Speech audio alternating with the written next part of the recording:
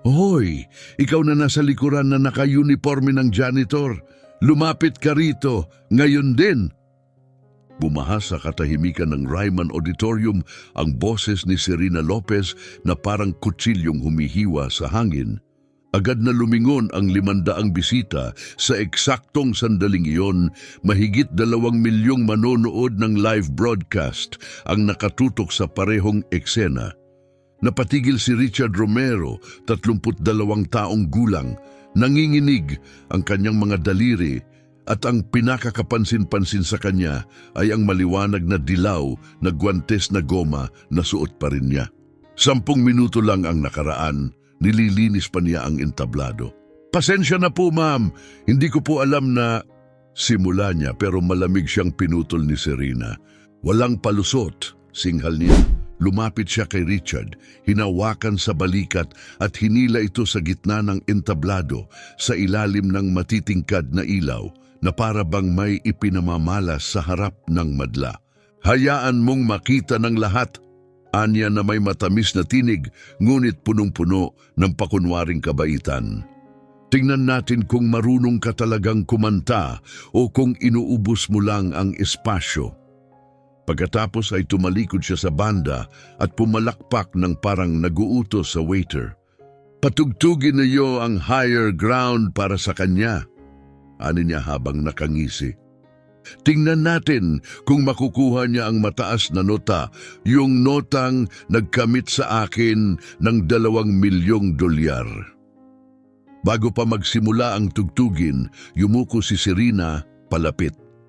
Pinatay niya ang sariling mikropono, pero naka-on pa rin ang mikropono ni Richard. Bumulong siya na ang tinig ay para sana kay Richard lang, ngunit narinig ito ng buong auditorium at ng lahat ng nanonood sa bahay. Tahimik kang pumalpak batas, tumigil ang hangin, tila pigil ang hininga ng buong Ryman Auditorium na para bang may inaasahang gumuho.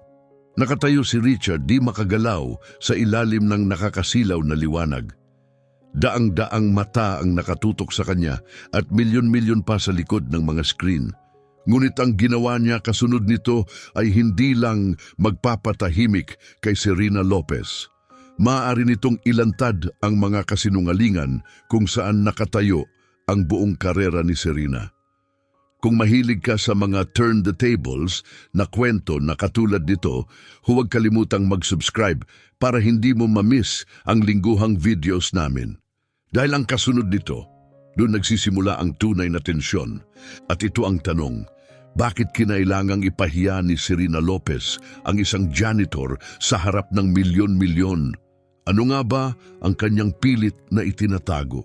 Para maintindihan kung bakit napakahalaga ng sandaling iyon, kailangan nating balikan ang nakaraan.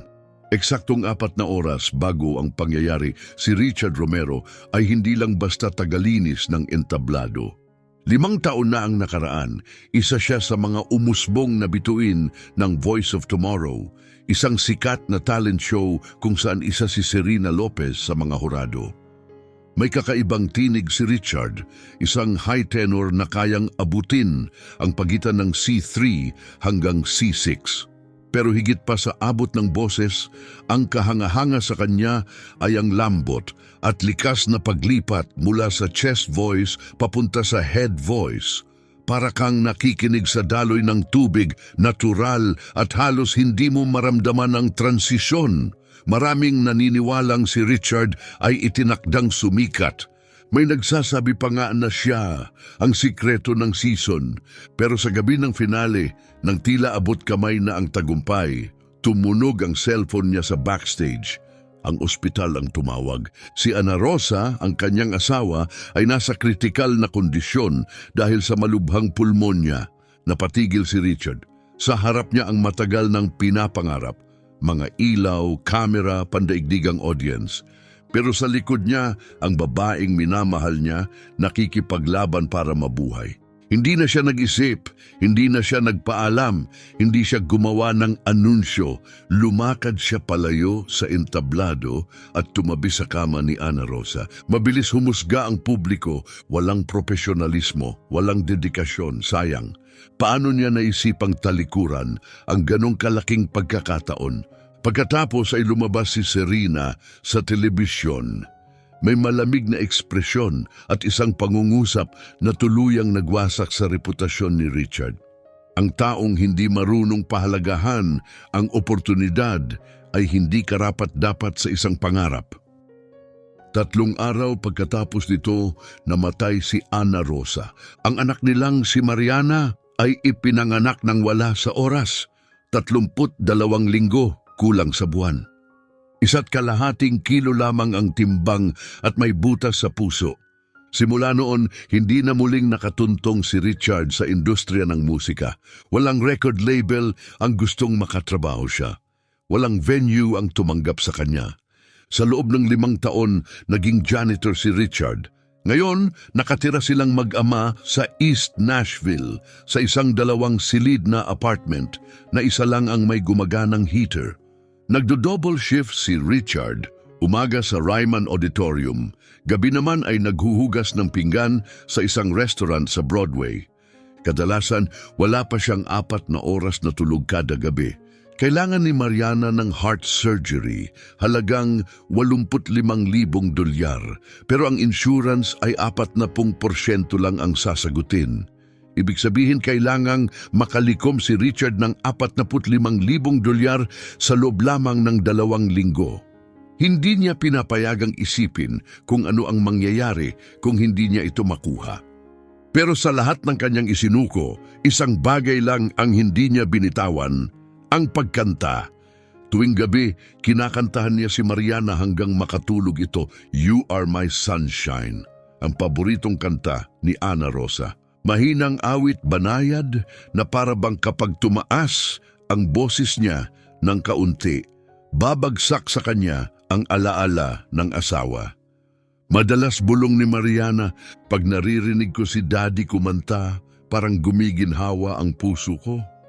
Napansin na rin ito ng mga nurse sa ICU. Mas nagiging stable ang tibok ng puso ni Mariana kapag kumakanta si Richard. Walang makapagpaliwanag, hindi siyensya, hindi doktor. Pero alam ni Richard ang totoo. Hindi ito dahil sa teknik, hindi ito dahil sa perpektong boses, hindi rin ito milagro, ito'y dahil sa pag-ibig. At ito lang ang natitirang kayamanan na kaya pa niyang ibigay sa kanyang munting anak. Naghanda si Serena Lopez ng isang marangyang event sa Ryman Auditorium. Isang fundraiser na tinawag na Voices for Hope. Sa publiko, ito'y inilarawan bilang isang marangal na layunin. Manggalap ng pondo para sa Vanderbilt Children's Hospital at sa congenital heart program nito. Ang kabalintunaan, ang anak ni Richard Romero, si Mariana, ay may ganitong kondisyon. Gabi ng event, night shift si Richard bilang tagalinis sa backstage. Alam niyang ang perang malilikom ay maaring maging salbabida sa buhay ng anak niya. May 500 tiket ang nabenta, $100 bawat isa. Sa tiket pa lang, $250,000 na agad ang nalikom. Lumabas si Serena sa entablado, nababalutan ng liwanag, puno ng kumpiyansa sa bawat hakbang. Gumiti siya at naghayag, "Ngayong gabi, aawitin ko ang Higher Ground. Ang final note, C6, ay isang notang wala pang ibang singer na naabot ng live maliban sa akin. Kaya ako narito, kaya ko kayong matutulungan." Nagpalakpakan at naghiyawa ng mga tao. Sa itaas, mula sa madilim na balcony, tahimik na pinanood ni Richard ang screen. Ipinakita nito ang mga batang may sakit sa puso, kasama si Mariana. Pumirma si Richard ng pahintulot para magamit ng ospital ang larawan ng anak niya. Nagsimula ang rehearsals. Habang pinupunasan ni Richard ang salamin, pumasok si Serena para mag-warm up ng boses. Tumugtog ang banda ng Higher Ground.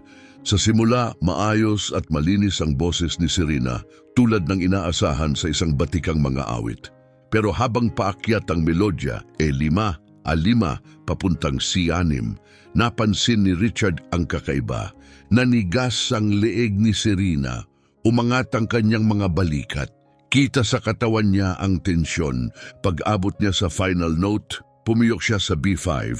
isang buong tono ang kulang. Bahagyang umubo si Serena sa kanagbulong, "Tuyo ang lalamunan ko." Pagkatapos, lumapit sa sound tech at mahina ang sabi, "Lakasan mo ang backing track. Kailangan ko ng tulong." Sumunod ang technician, tumugtog muli ang kanta, ngunit sa pagkakataong ito, perpekto ang high note. Napaka-perpekto. Napatigil si Richard. Sanay na ang tenga niya. Sa taon ng musical training, madali niyang narinig ang pagkakaiba ng live voice at pre-recorded track. May kakaibang tunog, parang digital na kinang na hindi humalo sa tugtog, kundi lumutang sa ibabaw nito. Ang perpektong C6 na iyon ay hindi galing sa bibig ni Serena. Galing iyon sa speaker. Bumalik si Richard sa janitor's room, mabigat ang nararamdaman. Sino ba ang maniniwala sa isang tagalinis kaysa sa isang pop star na may 4 milyong na ibentang album? Naalala niya si Mariana, nanonood sa live stream mula sa ospital. Naniniwalang si Serena ay isang bayani na ang event na ito'y para sa mga katulad niya. Kinuha ni Richard ang kanyang cellphone at nagsimulang maghanap ng impormasyon tungkol sa mga nakaraang fundraiser ni Serena. Doon niya nakita isang maliit, halos hindi napansing artikulo mula noong 1 taon. Ayon dito, 15% lang ng nalikom sa Voices for Hope ang napupunta sa ospital. Ang 85% tinatawag na lang daw bilang administrative costs. Ibig sabihin, sa $250,000 hanggang $37,000 lang ang napunta sa mga bata.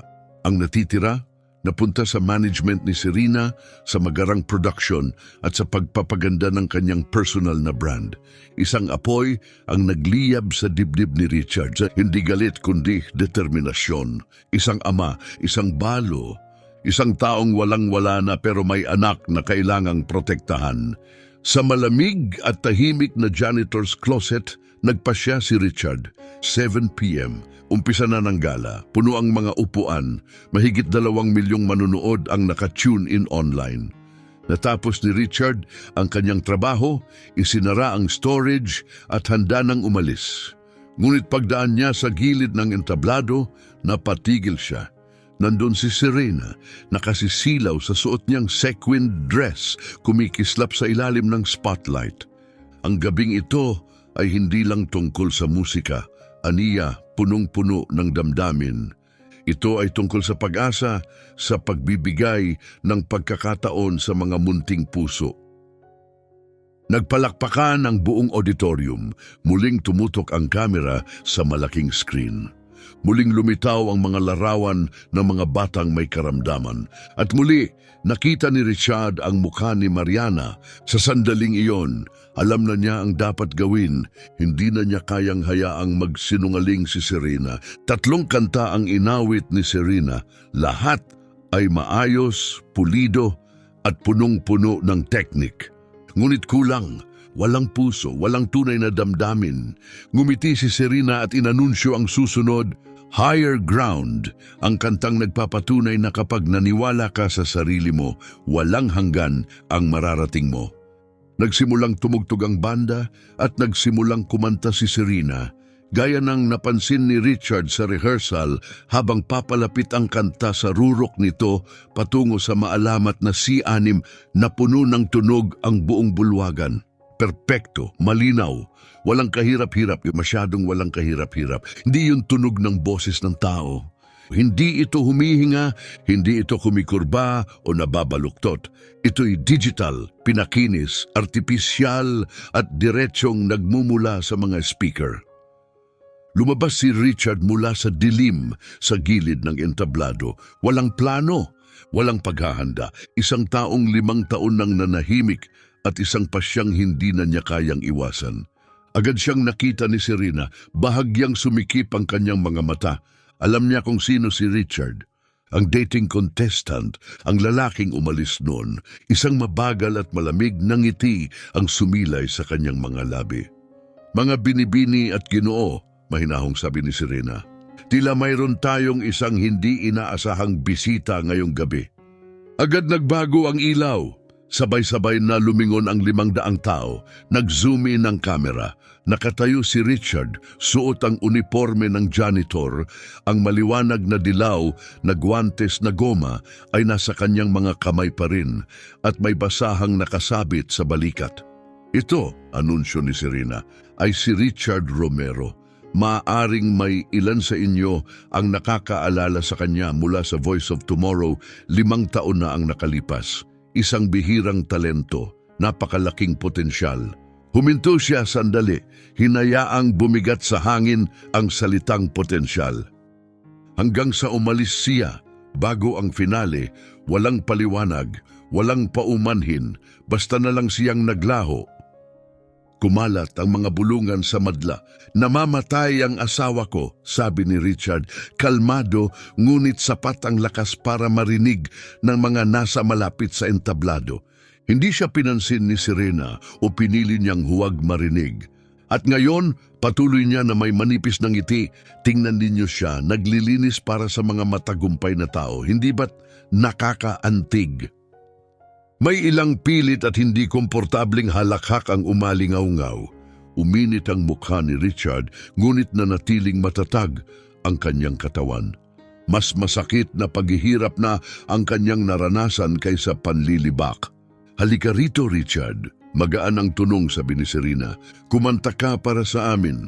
Sumigaw ang bawat instinct niya na umalis. Tumalikod, bumalik kay Mariana, ngunit kung aalis siya ngayon, mananalo si Serena.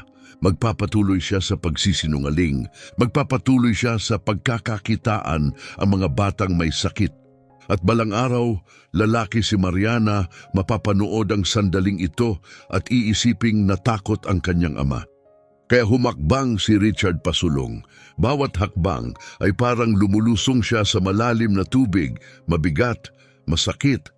Narating niya ang gitna ng entablado at tumayo sa ilalim ng nakakapasong mga ilaw.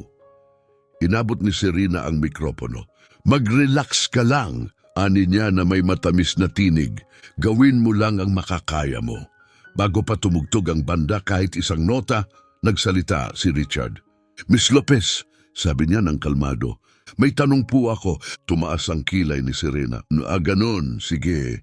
Maaari po bang patayin ang backing track? Biglang tumahimik ang buong bulwagan. Ngumiti si Serena, ngunit hindi ang kanyang mga mata. Bahagi ng arrangement ang track, sagot niya. Pero noong rehearsal, mahinang sabi ni Richard, malinaw na dinadala ng mikropono ang kanyang boses.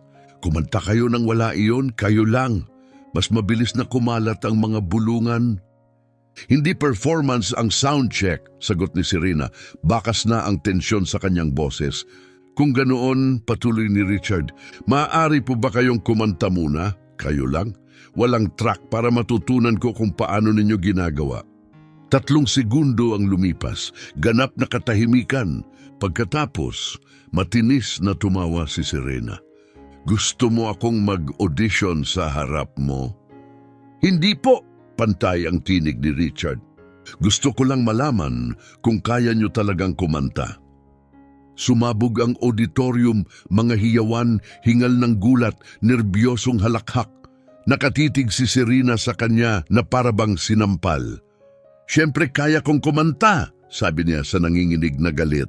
15 taon ko na itong ginagawa. Kung ganon, patunayan ninyo. Biglang humarap si Serena sa sound technician. Patayin ang track, lahat. Nagatubili ang technician. Gawin mo, singhal niya. Pinindot nito ang button. Biglang nawala ang musika, hubad, lantad, walang awa, walang patong, walang takip, walang mapagtataguan. Inangat ni Serena ang mikropono at nagsimulang kumanta. Sa una, napuno ng boses niya ang bulwagan, malakas, kumpiyansa, kontrolado. Kita ang mga taon ng training sa bawat hinga, bawat linya. Unti-unting nag-relax ang mga tao. Baka nga mali ang janitor. Ngunit dumating ang bridge ng kantay, umakyat ang mga nota, E4, G4, B4. Matatag pa rin si Serena, nakapokus, eksakto. Pero habang patuloy na umakyat ang melodya, may nagbago. Nanigas ang kanyang liig. Umangat ang kanyang mga balikat, D5. A five. Nariyan pa rin ang tunog, ngunit wala na ang gaan, mabigat na. Pilitan, at dumating ang sandali. Ang C6, inabot yun ni Serena at bumigay ang kanyang boses. Nabasag ang tunog sa isang matalim na B5, halos isa't kalahating tono ang baba. Nagkadurog-durog na parang salaming bumagsak sa sahig. Tumigil si Serena sa kalagitnaan ng kanta. Bahagya siyang umubo, pagkatapos ay agad itong tinakpan ng isang pilit at hindi komportabling ngiti. Pasensya na, aniya ng magan. Medyo tuyo lang ang lalamunan ko. Uminom siya ng tubig at nagdagdag pa sa isang tinig na muling pinakintab. Kaya gumagamit ang mga singer ng backing track para maprotektahan ang boses sa mahabang set. Pero para kay Richard at sa buong audience, sapat na ang narinig nila. Hindi mo maabot ang nota, mahina ngunit matatag na sabi ni Richard. Lumingon si Serena, ang ngiti niya ngayon matalim, parang punyal. Sabi ko pagod ang boses ko, malamig na tugon niya. Pero sa album mo, patuloy ni Richard, ngayon ay mas malakas na. Naabot mo yon ng 27 beses. Binilang ko. Bahagya siyang humakbang palapit, matatag ang boses. Sa bawat concert video online, perfecto mong inaawit. Bawat isa sa lahat. Nagsimulang gumalaw ang audience. May mga nagtaas ng cellphone. Ang mga bulungan ay naging bulung-bulungan sa pagitan ng mga hilera ng upuan. Anong gusto mong palabasin? Tanong ni Serena, matalim na ang tono. May absolute pitch ako, sabi ni Richard. Naririnig ko ang eksaktong frequency. Ang C6 sa album mo ay 1,046.5 Hz. Ang kinanta mo lang ngayon ay 932 Hz, isang B5. Hindi mo ito naabot. May tumawag mula sa audience. Totoo ba yan? Namula ang mukha ni Serena. At yung boses sa album? Patuloy ni Richard. Hindi tunog mo, boses ng iba. Sabi sa credits, Jennifer Reyes, additional vocals. Sumabog sa ingay ang buong silid. Nagbulungan, nagtawanan, may nagtaas ng tanong, ang mga journalist nagsimulang mag-type sa kanilang laptop. Nagkagulo ang mga kamera, sinundan ng tensyon sa entablado. Lumapit si Serena kay Richard, maputla at tense ang mukha. Wala na ang peke niyang charm. Tama na yan, bulong niya mahigpit. Bakit? Tanong ni Richard. Dahil nagsasabi ako ng totoo? Wala kang alam, sumbat ni Serena. Alam ko ang narinig ko sa rehearsal, malinaw na sabi ni Richard. Tumalikod siya sa kanya, hinarap ang mga tao at ang kamera. At alam ko ang naririnig ko ngayon, hindi kanya ang high note na yon, hindi kailaman naging kanya. 15 taon na siyang nagli-lip sync. Lumapit si Serena at hinawakan ang braso ni Richard. Hindi sa dahas, pero sapat para subukang kontrolin ang sitwasyon. Tapos na to, bulong niya. Ngunit bago siya makalakad palayo kasama si Richard, isang bagong boses ang umalingaw-ngaw. Sa totoo lang, nagsasabi siya ng totoo. Sabay-sabay na tumingin ang lahat. Mula sa anino lumitaw si Carlos Soriano, ang sound engineer mismo ni Serena. Maputla, ngunit kalmado, humakbang siya sa ilalim ng spotlight. 5 taon na akong nagtatrabaho kay Serena, ani Carlos. At sa bawat palabas, ako ang tumutugtog ng track na iyon. Ni minsan, hindi pa niya inawit ng live ang C6. Bumagsak ang katahimikan, mabigat, nakakabingi. Tinitigan ni Serena si Carlos na parang pinagtaksilan siya ng matindi. Tanggal ka na, pabulong niyang sabi. Alam ko, sagot ni Carlos. Pero siya, isang amang mag-isang bumubuhay sa anak niyang kailangang operahan ang puso.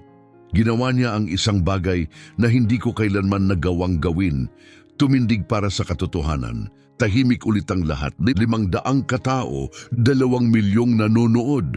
Walang kahit isang umimik. Nakatayo si Serena Lopez sa gitna ng entablado. Ang buong karera niya, unti-unting gumuguho sa harap ng buong mundo. Kalokohan to, sabi niya sa wakas, nanginginig ang tinig. Maniniwala kayo sa isang janitor kaysa sa akin. 2 Grammy ang napanalunan ko, 4 na milyong album ang naibenta ko. Patunayan mo, sigaw ng isang tao mula sa crowd. Abutin mo yung nota. Namutla si Serena, para bang nawala ang dugo sa kanyang mukha. Kinanta ko na yon. Hindi mo naabot. Tugon ng isa pa. Pumiyok ka. Lahat kami narinig. Nagsimulang gumalaw ang audience. May mga lumingon palayo. Tinitigan ni Serena si Richard. Sa loob-loob niya, may mapait at maruming damdaming kumislot. Sige, singhal niya. Akala mo magaling ka kung ganun. Ikaw ang kumanta. Dito, ngayon na, walang warm-up, walang safety net. Nagsimulang manginig ang mga kamay ni Richard. Ito na ang sandali. Ang sandaling magpapakita kung sino talaga siya o magpapatunay ng lahat ng paratang ni Serena. At mula sa mga upuan, isang mahinahong tinig ang pumunit sa tensyon. Kaya mo yan, Richard. Lumingon si Richard. Si Raymond De Luna o Ray, ang senior janitor ng Ryman, isang mabait na lalaking nasa 60 anyos na, 3 dekada nang nagtatrabaho roon. Tumayo siya at dahan-dahang pumalakpak. Kumanta ka para kay Mariana, tulad ng lagi mong ginagawa. Pumikit si Richard, malalim siyang huminga, pinuno ang kanyang mga baga, nararamdaman niya ang musika sa dibdib niya, bawat aral, bawat alaala o bawat sakit. Lahat ay unti-unting lumugar, parang piraso ng puzzle na nabuo. Binuksan niya ang kanyang mga mata at tumango sa banda. I-play niyo ang Higher Ground. Walang backing track, live na musika lang. Sa pangalawang pagkakataon ngayong gabi, inumang muli ang Higher Ground. Pero sa pagkakataong ito, isang ganap na naiibang karanasan ang naganap. Humakbang si Richard pasulong at nagsimulang kumanta. Mahinahon ang kanyang boses sa simula, banayad, may kaunting pag-aalinlangan. Ang unang mga linya ay nasa mababang rehistro ng kanyang boses, mainit at taos-puso.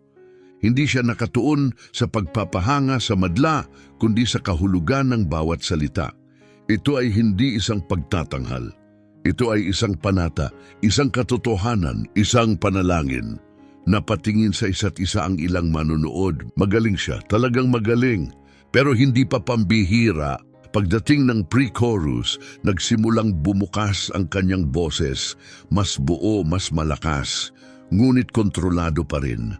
At biglang narinig ito ng lahat, isang katapatan, hilaw at hindi peke, isang lalim na hindi kailanman naabot ng makintab na bersyon ni Serena.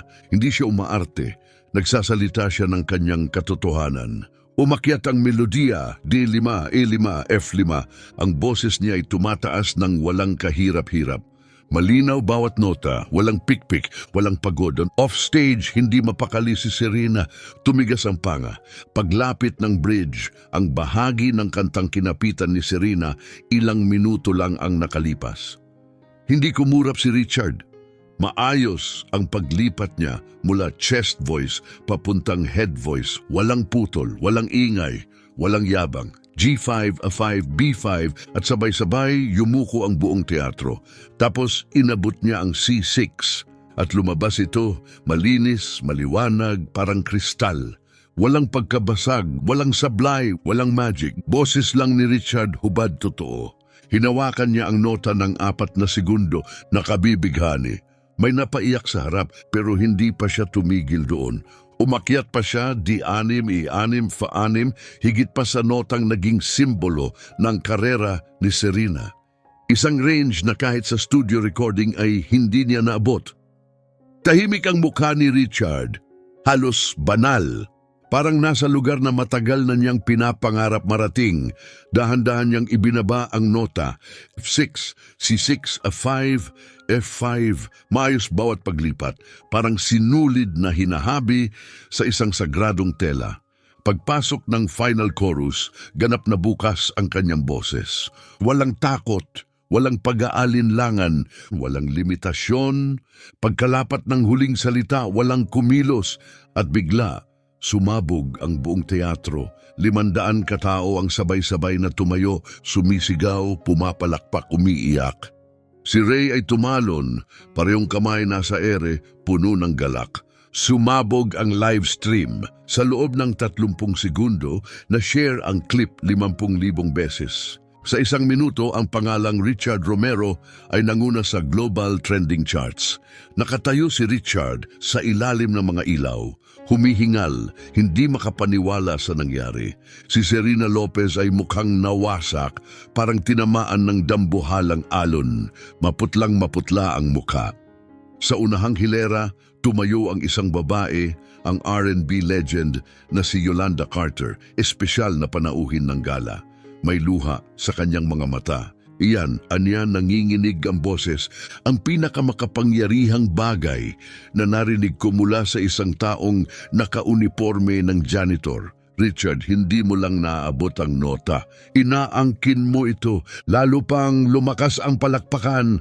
Tumayo si Marvin Peralta, kilalang producer na nakatrabaho na sina Alicia Keys at Kendrick Lamar.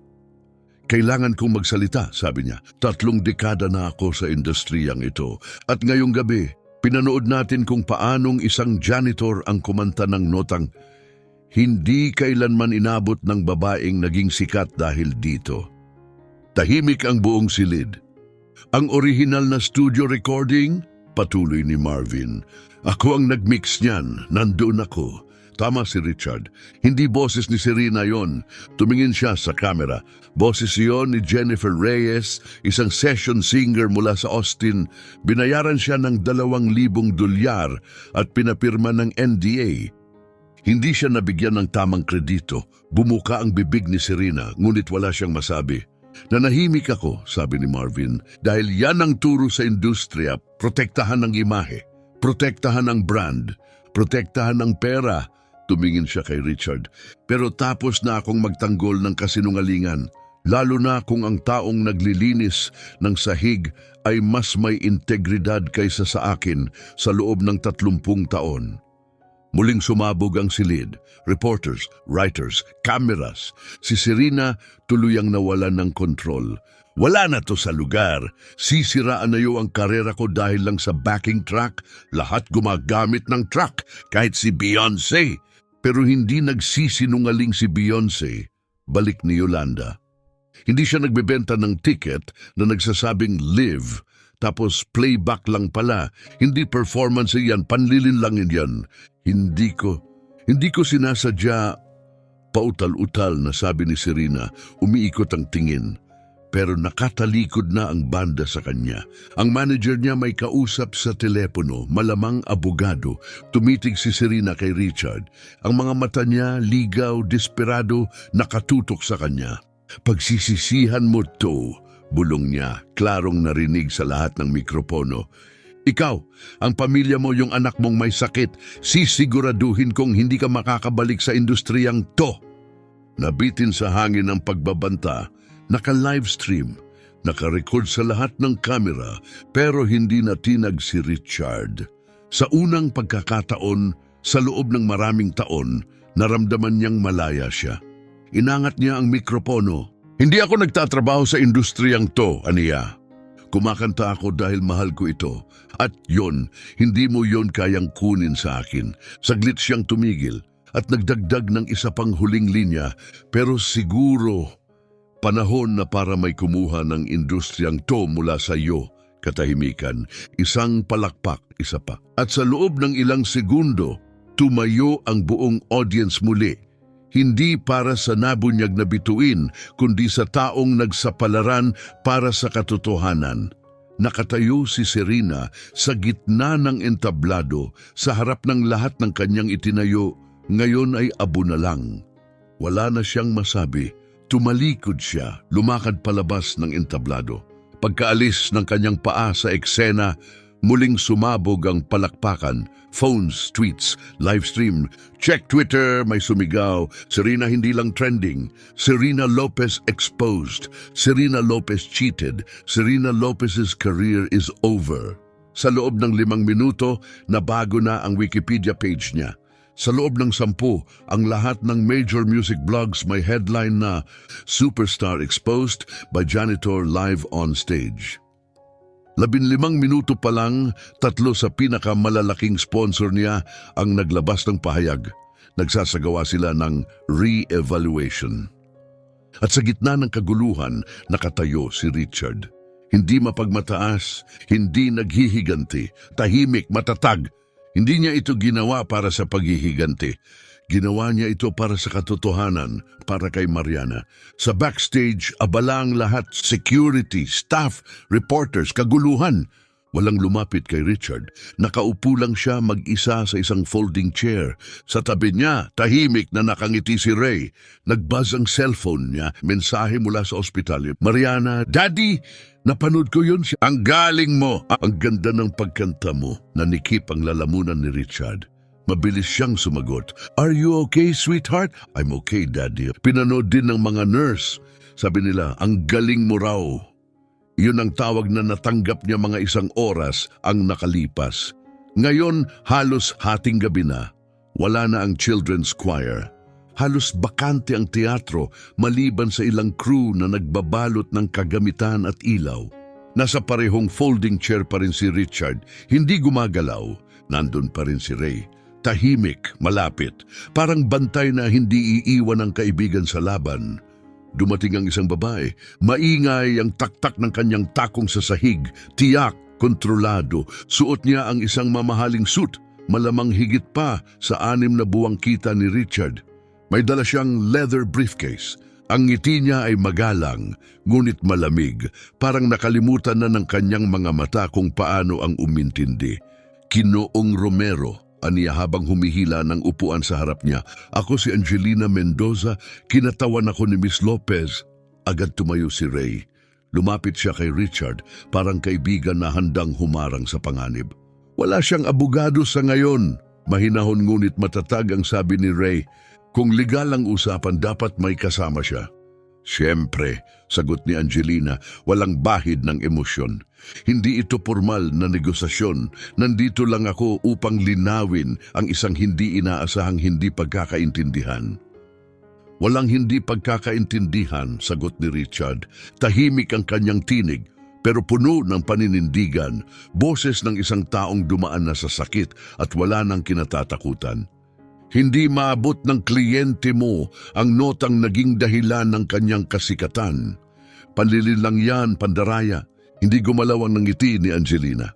Komplikado ang industriya ng musika, Ginoong Romero. Gumagamit ng vocal enhancement ang mga artista. Tracks, post-production, normal lang yan. Ang nangyari ngayong gabi, isang simpleng maling interpretasyon. Alam ko ang nangyari, sagot ni Richard. Nagsinungaling siya. Hindi, malamig na tugon ni Angelina. Na-misinterpret mo at dahil doon, nawalan si Miss Lopez ng $1,000,000. Umatras ang mga sponsor. Nakaalangan ang buong tour. Ang salitang harm ay parang usok na mabagal na lumaganap sa hangin. Binuksan ni Angelina ang kanyang briefcase. Kinuha ang isang makapal na bunto ng dokumento. Maingat niyang inilatag sa harap ni Richard. Kapag pinirmahan mo to, aniya, lahat ng ito ay mawawala na lang. Kinuha ni Richard ang unang pahina at binasa. Walang nagbago sa ekspresyon niya. Sanay na siya sa ganitong papel mula sa mga ospital, ahensya at mga panluloko ng sistema. Sinasabi rito na imbento lang daw ang lahat, aniya, na humihingi ako ng tawad, na gusto ko lang ng atensyon. Isa itong mutual agreement, sagot ni Angelina. Kapalit nito, hindi ka kakasuhan ni Miss Lopez. At bilang pakikisama ka, ngumiti siya, professional, ngunit walang init. Magbibigay siya ng $100,000 na scholarship para sa musika kahit anong eskwelahan, buong tuition. Tumigil si Angelina, pinagmasdan si Richard. Alam rin namin ang tungkol sa anak mo. Ang operasyon niyang sasagutin ni Miss Lopez ang buong $85,000. Ibinalik ni Richard ang mga papel sa mesa, $185,000. Sapat para mailigtas si Mariana, sapat para masiguro ang kinabukasan nila, ngunit hindi na madaling dayain si Richard. Naalala niya ang kanyang asawa. Ang 5 taon ng gabi-gabing pagod, ang tinig ni Mariana, sumisigaw ng papuri sa kanya sa tawag. Paano kung tumanggi ako, tanong niya. Sa wakas nawala ang ngiti ni Angelina. Kakasuhan ka ni Miss Lopez, defamation damages, at pati sinumang maglabas ng sinabi mo, mga mamamahayag, fans, venue, kabilang na ang Ryman Auditorium. Tumigil siya, mabigat ang mga salita. Kinontak na niya ang school district ng anak mo. May plano siyang mag-donate ng $500,000 sa music program nila. Pero ngayon, hindi sigurado. Napakuyom ng kamao si Ray pero hindi siya nagsalita. Hindi ito laban niya. Kaya patuloy ni Angelina, pumirma ka na lang, tanggapin ang scholarship, ang pera. Tapos na lahat. Inilapit niya ang panulat. Nasa iyo ang pasya. Tinitigan ni Richard ang kontrata, ang mga salitang magsusulat muli ng kasaysayan, ang pirma na babaluktot sa katotohanan. Naalala niya si Mariana sa ospital, ang nalalapit na operasyon. O baka hindi na ito matuloy, ngunit naalala rin niya kung ano ang halaga ng katotohanan, ng dangal, ng bagay na hindi kayang bilhin ng Serena Lopez. Hindi, sabi ni Richard. Napakurap si Angelina. Paumanhin? Hindi ako pipirma, sagot ni Richard habang tumatayo. Dahil nagsabi ako ng totoo, hindi siya, at hindi ko babawin yon kahit may pera siya at wala ako. Ginoong Romero, mariing sabi ni Angelina, hindi mo yata alam kung gaano kabigat ang pinasok mo. Alam ko, sagot ni Richard, binabantaan mo ako at ang anak ko. Tiningnan niya ito ng diretso sa mata. Hindi siya nanginig, hindi siya umiwas. Sige, dalhin mo ako sa korte. Hindi pa rin ako pipirma. Tumigas ang ekspresyon ni Angelina. Wala na ang profesional na ngiti na palitan ng malamig na galit. Kita tayo sa korte. Tinipon niya ang mga dokumento, isinara ang briefcase at tumalikod. Ngunit bago siya makaalis, huminto siya. Tumingin muli kay Richard. Bukas ng umaga, aniya, may lalabas na mga istorya tungkol sa iyo, sa nakaraan mo, sa pamilya mo, sa anak mo. Personal, masakit, ililik sa media. Tinitigan niya si Richard. At kapag nagsimulang magguho ang lahat dahil mangyayari yon, tandaan mo lang ikaw ang pumili. At lumakad siyang palabas. Walang sinabi si Ray, hindi na kailangan, hindi nagbigay si Ray ng huwad na pag-asa. Hindi niya sinabing magiging maayos ang lahat. Magkatabi silang nakatayo, isang matanda, isang mas bata, parehong tahimik. Matagal bago nagsalita si Ray, mahina ang kanyang tinig. Sigurado ka na ba rito? Tumango si Richard. Sigurado ako. Yung scholarship, yung pera para sa operasyon, hindi ko tuturuan ang anak kong ibenta ang katotohanan dahil lang sa takot, sagot ni Richard. Ang kanyang boses ay hindi nanginig kahit kaunti. Ito ang boses ng isang lalaking gumawa ng pinakamahirap na pasya sa buhay niya. Pinili ko na ang pamilya ko kaysa sa kinabukasan ko minsan na 5 taon na ang nakalipas.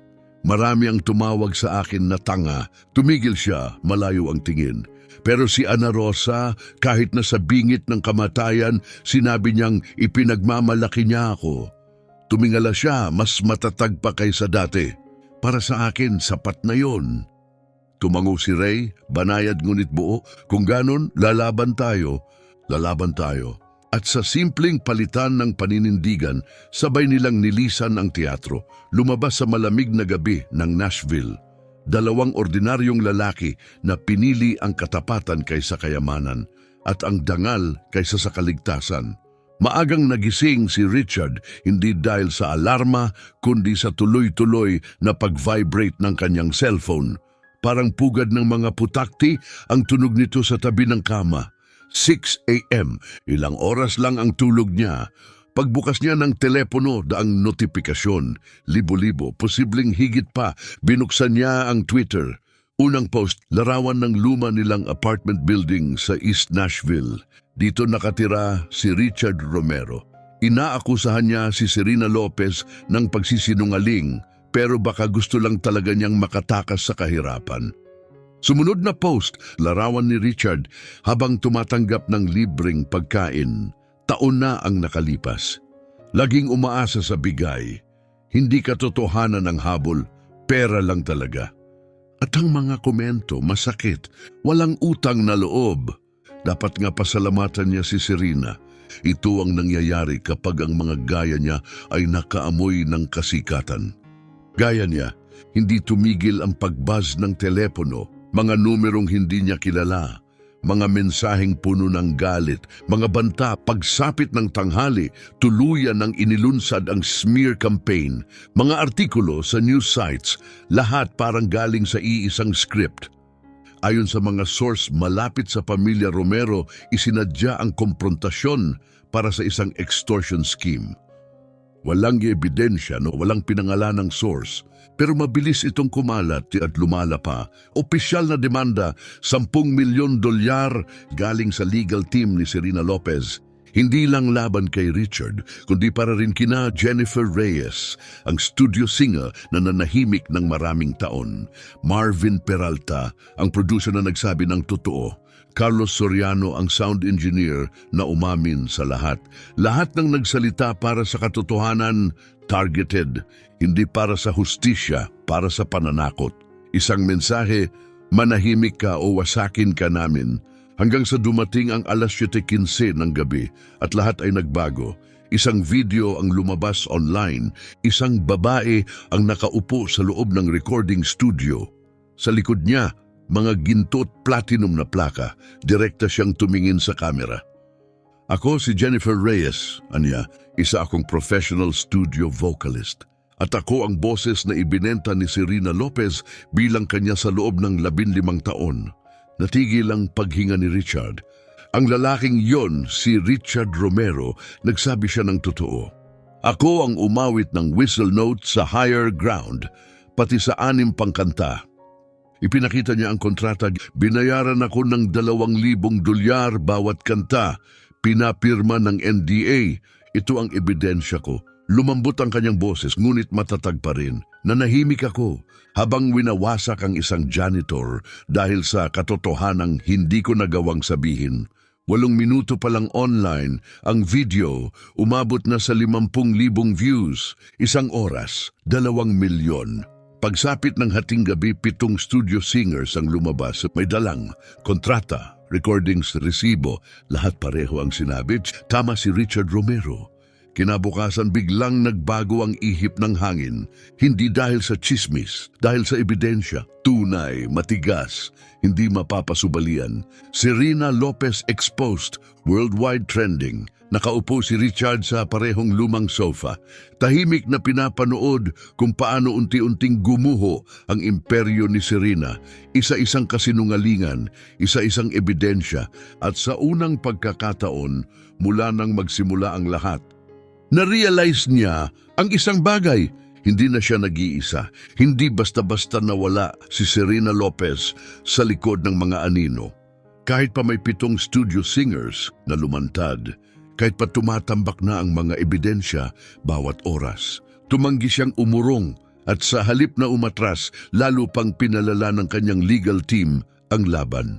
Ngayon din hapon ding iyon, isinampa ang bagong kaso, 10 milyong dolyar na demanda. Hindi lang laban kay Richard, kinasuhan nila si Jennifer Reyes dahil sa paglabag sa NDA. Kinasuhan ang Ryman Auditorium dahil umano'y hostile environment. 10 milyon dolyar. Ito'y hindi para sa hustisya, ito'y babala. Isang plano para manakot at patahimikin ang lahat. Naupo si Richard sa maliit nilang mesa sa kusina, hawak ang mga papel ng kaso. Matatag ang kanyang kamay, sanay na siyang mawalan.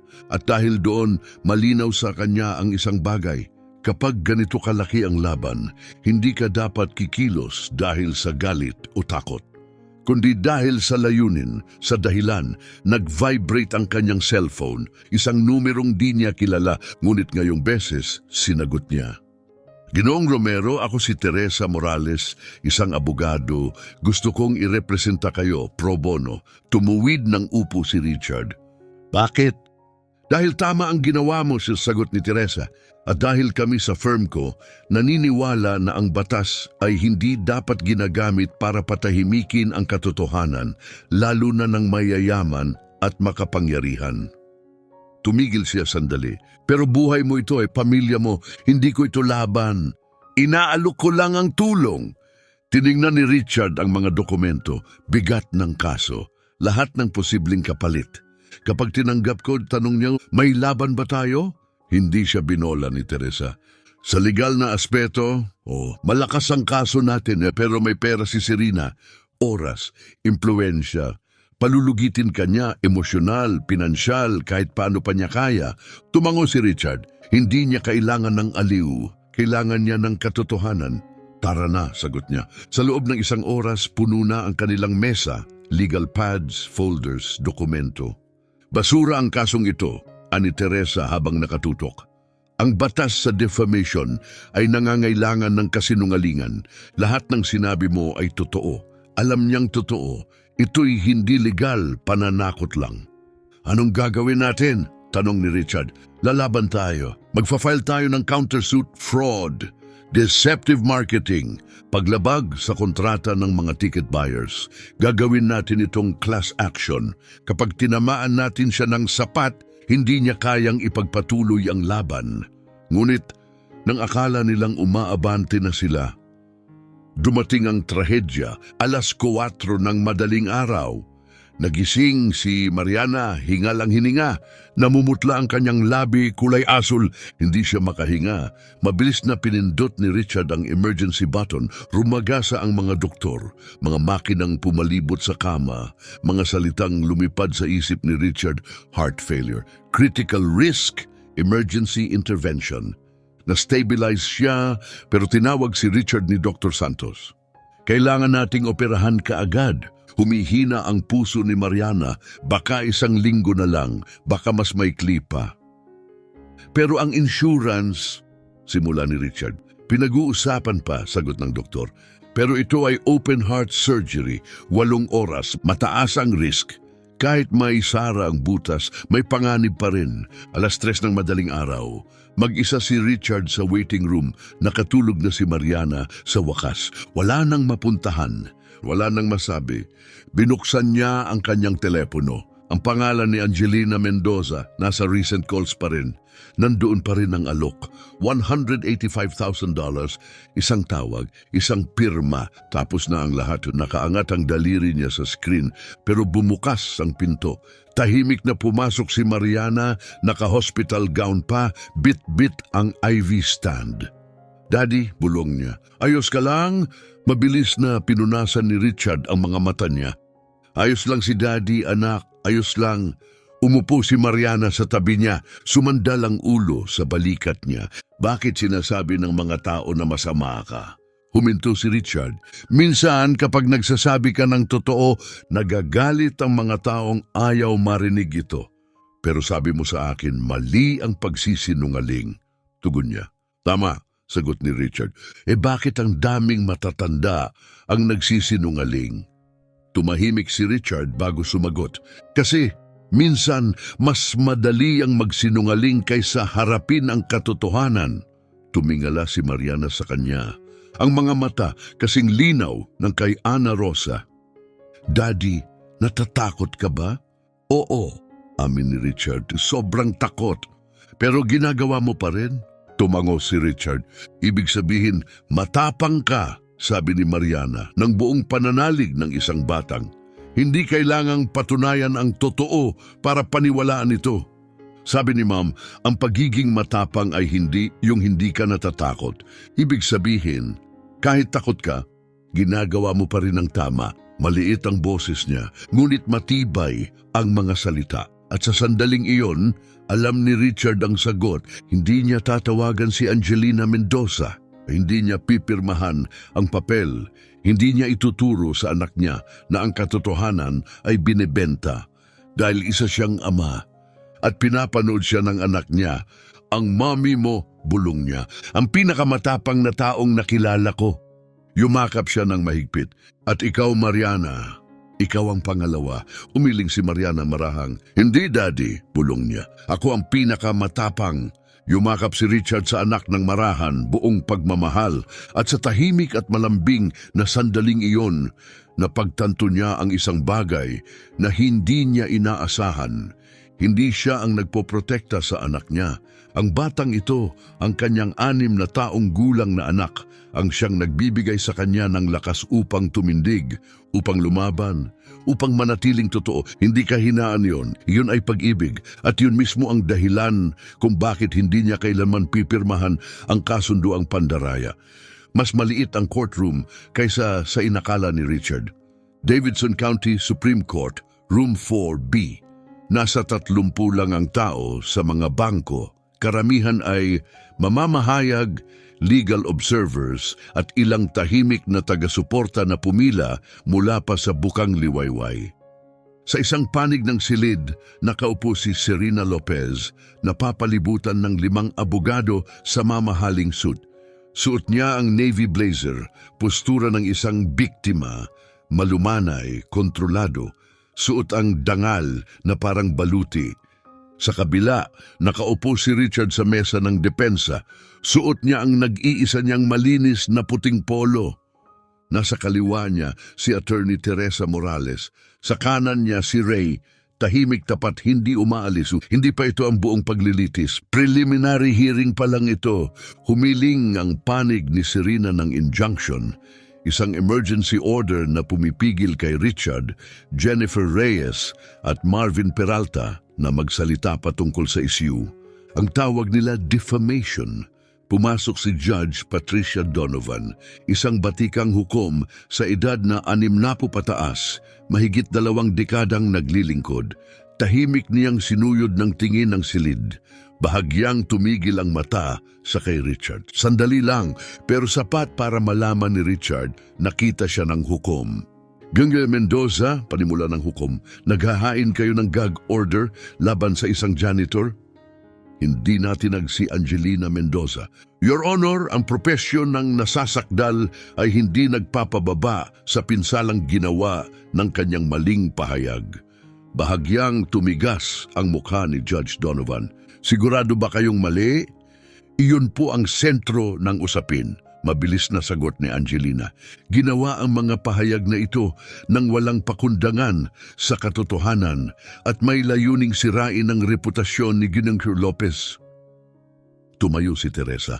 Your Honor, may pahintulot po ba kaming ipakita ang hindi na-edit na footage ng gala? Tumango ang hukom. Nagdilim ang silid, sumindi ang screen.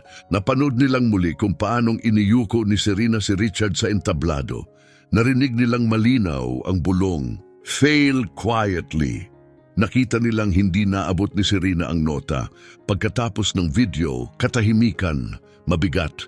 Your Honor, sabi ni Teresa, hindi dahil nagsinungaling si Gideon Lopez kaya kinasuhan niya si G. Romero, kundi dahil nagsabi siya ng totoo.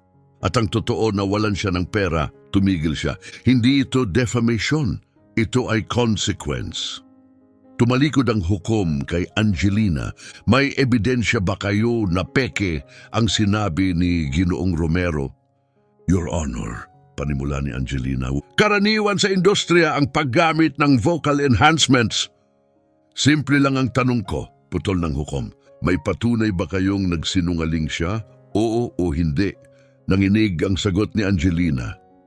Naniniwala kaming mali ang interpretasyon niya sa mas malawak na konteksto. Ibig sabihin, wala.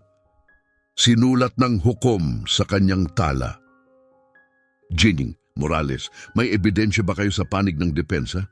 Meron po, Your Honor.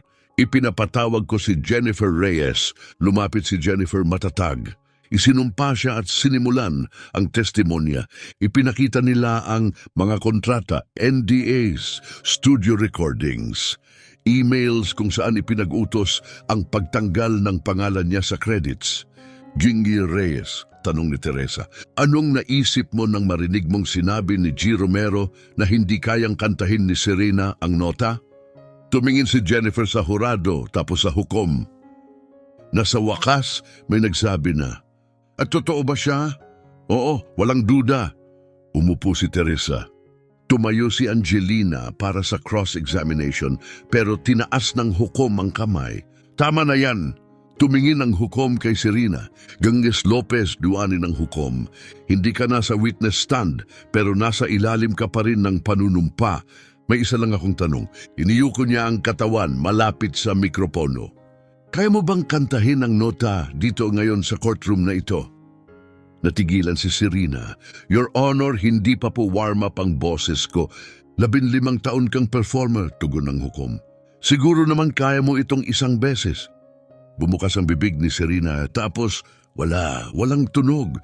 Hawak ng lahat ang hininga. Kinuha ni Judge Donovan ang kanyang martilyo tulad ng inaasahan.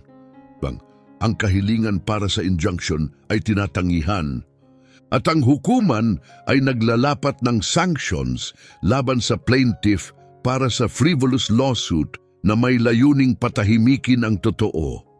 Tumingin siya kay Richard. G. Romero, malaya kang ikwento ang nangyari. Yan ang tawag sa First Amendment. At umiiral ito para protektahan ang katotohanan kahit hindi ito maginhawa. Bang! Sumabog ang courtroom sa hiyawan, palakpakan at luha. Nandun ang media. Si Ines Bautista mula sa 60 minutes ang unang lumapit. Richard, ano ang nararamdaman mo ngayon? Huminga si Richard ng malalim, tumingin sa langit. Parang sa wakas, makakahinga na ulit ako. Gabi ring yon, ipinalabas ang buong kwento sa 60 minuto. 18 milyong katao ang nanood at sa pagtatapos ng credits, umatras ang lahat ng natitirang sponsors ni Serena Lopez. Nakita na ng mundo ang katotohanan at hindi na ito binebentas. Ilang araw lang pagkatapos ng desisyon ng korte, tuluyang bumagsak ang mundo ni Serena Lopez. Winakasan ng record label niya ang kontrata, kinansela ang residency niya sa Las Vegas, walang pasabi. Naglabas ng pahayag ang Grammy Committee, opisyal nilang nire-review ang pagiging lehitimo ng kanyang mga parangal. Isang karerang itinayo sa boses ng iba at mga kasinungalingang pinagtakpan, gumuho. At ang nagpatumba sa imperyong iyon, hindi sikat, hindi makapangyarihan, kundi isang ama na tumangging manahimik. Ngunit ang pinakadakilang tagumpay ni Richard Romero, hindi nangyari sa loob ng korte. 3 araw matapos ang pagdinig, 6:00 ng umaga, tumunog ang kanyang telepono. Ginoong Romero, ito po ang opisina ni John Legend. Gustong sagutin ni Mr. Legend ang buong gastos ng operasyon ni Mariana, lahat ng $85,000. Napatindig si Richard sa kama, hindi siya makapagsalita. Luha na ang unang sumagot bago pa man makalapat ang salita sa isip. At iyon pa lang ang simula. Sa loob ng 24 na oras, tumawag si Alicia Keys mismo. Inalok na sagutin lahat ng gastos sa recovery at rehab ni Mariana.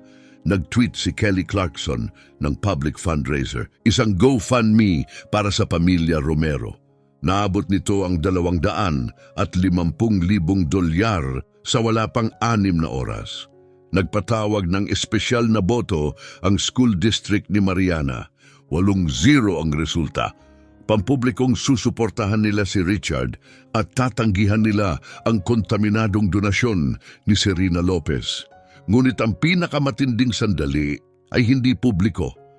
Nakatakda ang operasyon ni Mariana sa linggong iyon, open heart surgery. 8 oras sa ilalim ng anesthesia. 15% ang risk ng komplikasyon. Kung hindi ito magawa, hindi siya aabot sa kanyang 10 kaarawan. Araw ng operasyon, tahimik na nakaupo si Richard sa tabi ng kama ni Mariana. May mga nurse sa paligid naghahanda na. Daddy, mahina ang tinig ni Mariana. Nandito lang ako, anak. Natatakot ako. Hinawakan ni Richard ang kanyang kamay. Natatakot din ako. Pero lumaban ka para sa tama, bulong ni Mariana. Kahit natatakot ka. Ngumiti si Richard, pigil ang luha. Dahil ikaw ang nagturo sa akin kung ano ang tunay na tapang, Mariana. Araw-araw, ngumiti rin si Mariana. Ang langiting halos salamin ng kanyang inang si Ana Rosa. Kakanta ka ba para sa akin, Daddy? Gaya kumanta si Richard, You Are My Sunshine, habang itinutulak siya papasok sa operating room. Hindi siya tumigil hanggang sa isara ang pintuan. Pagkatapos, bumagsak siya sa upuan, mag-isa. At nagsimula ang pinakamatagal na 8 oras ng buhay niya. Sa ika-6 na oras, lutang na ang isip niya. Naalala niya si Ana Rosa. Lahat ng sandaling hindi niya nakayang kumanta noon dahil sinakal ng lungkot ang kanyang lalamunan. Ngunit pagdating ng ika-8 oras, bumukas ang pinto. Pumasok si Dr. Santos, hinuhubad ang surgical mask. Pagod ang muka, pero may ngiti. "Matagumpay ang operasyon," sabi niya. "Malakas ang puso ng anak mo. Magiging maayos siya." Bumagsak si Richard, hindi sa kahinaan, kundi sa ginhawang matagal niyang hindi naramdaman. Umuulan ng luha, luha ng takot, pag-asa at wakas. Si Mariana ay nabuhay at 3 oras ang lumipas. Nagising si Mariana sa recovery room. Nasa tabi niya si Richard, hawak ang kanyang kamay. "Daddy," bulong niya, "mahal ko, nagawa mo to. Kumanta ka na ba para sa akin? Gusto mo bang marinig ulit ngayon? Yung kanta mo, laging nagpapagaan sa puso ko." Kaya muling kumanta si Richard, "Somewhere Over the Rainbow." May bahid pa rin ang pagkalawang sa boses. 5 taon siyang halos hindi umawit. Ngunit malinis ito, hindi perpekto pero totoo at buhay. Tumigil pa ang mga nurse sa pag-ikot na kinig. At nang matapos ang kanta, ngumiti si Mariana at unti-unting muling nakatulog. Sa unang pagkakataon sa 5 taon, may nagbago sa puso ni Richard. Bumalik ang kanyang boses, hindi para sa spotlight, hindi para sa charts, kundi para sa pag-ibig. 18 buwan nang lumipas, muling nakatayo si Richard Romero sa likod ng kurtina ng Ryman Auditorium. Ngunit hindi na siya ang lalaking may mop. Siya na ngayon ang headlining artist at sa front row si Mariana. Walo na malusog, nagniningning. Ang peklat sa kanyang dibdib ay manipis na pilak na linya, hindi tanda ng sakit kundi ng tagumpay. Mahirap ang daan pabalik sa entablado. Matapos ang operasyon, 5 major record labels ang nag-alok ng kontrata. Tinanggihan niya silang lahat. "Hindi ko iiwan si Mariana. Hindi ngayon, hindi kailanman." Sa halip, pumirma siya sa isang bagong label, Heart Song Records, isang independent artist-run label na itinatag ng mga magulang para sa mga artistang inuuna ang pamilya. Ang kontrata ni Richard, kakaiba sa buong industriya. Flexible touring schedule, pwedeng sumama si Mariana saan man siya mag-perform. Buong pagmamay-ari sa kanyang mga kanta, walang trick, walang buyout. 15% ng lahat ng kita iniukol sa isang pundong siya mismo ang lumikha. Tinawag niya itong isang scholarship program para sa mga batang manggagawa na may malalaking pangarap at mas malalaking boses. Walang NDA, walang pagsasamantala, mentorship, legal na edukasyon, vocal training at tunay na oportunidad. Sa unang taon, 50 scholarship. At lahat ng ito nagsimula sa isang ama, isang janitor, isang katotohanan at isang batang babae na nagsabi sa kanya na maging matapang. Ang sinimulang 50 scholarships ng Unbreakable Voices ay lumawak, ngayon ay 200 na. Lahat ay para sa mga kabataang mga awit mula sa uring manggagawa, mga dating pinagsabihang walang halaga ang kanilang boses. Ang unang album ni Richard Romero, kasamang isinulat ni Jennifer Reyes, ang album ay isang taos-pusong koleksyon ng mga awit tungkol sa muling pagkabuhay ng tapang, paninindigan sa katotohanan at pagtutol sa pananahimik kahit hinihingi ito ng mundo. Gold record sa loob ng 6 na linggo. Ang bawat music video ay kinunan sa mga lugar na humubog sa kanyang tinig. East Nashville Community Church, kung saan una siyang kumanta kasama si Ana Rosa. Ryman Auditorium, dati niyang pinagtatrabahuhan. Silid ng ospital kung saan kinantahan niya si Mariana bago ang operasyon. Sa huling chorus ng isang video, lumabas si Mariana. Malakas, malinaw, buo ang kanyang tinig. At nang tumunog ang huling nota, lumitaw sa screen ang mensahe, "Mahalaga ang boses mo." Sa California, ipinasa ang Assembly Bill 2847, the Romero Act. Kinakailangang ipabatid kung may pre-recorded vocals ang isang concert. Ang hindi pagsunod ay consumer fraud. Sa loob ng 18 buwan, 12 estado ang sumunod. Binigyang reforma ng Recording Academy ang crediting system. Bawat vocalist kailangang pangalanan. Wala ng additional vocals. Spotify at Apple Music nagdagdag ng credits tab. Isinilang ang Studio Singers Union, 2,000 miyembro sa unang taon. Si Jennifer Reyes, pagkatapos ng 15 taon sa anino, naging bituin. Lumabas sa mga cover ng magazine. Naglabas ng solo debut album finally, nanalo ng Grammy. Sa kanyang acceptance speech, 15 taon akong takot.